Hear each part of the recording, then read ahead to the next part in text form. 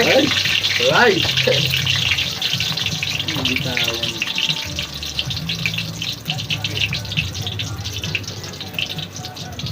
Piprito tayo guys ng hotdog. Hotdog for life.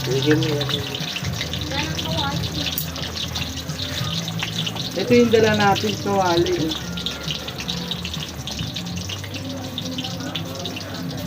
And guys, ang ating hotdog for today.